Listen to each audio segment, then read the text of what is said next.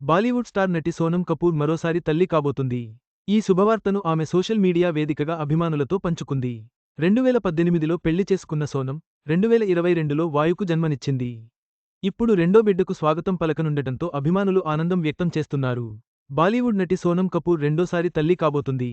తాజాగా ఈ విషయాన్ని తెలుపుతూ సోషల్ మీడియాలో క్రేజీగా పోస్ట్ చేసింది. 2018లో వ్యాపారవేత్త ఆనంద్ అహుజాను పెళ్లి చేసుకున్న విషయానికి తెలిసిందే. అయితే 2022లో వారికి వాయు అనే కుమారుడు జన్మించాడు.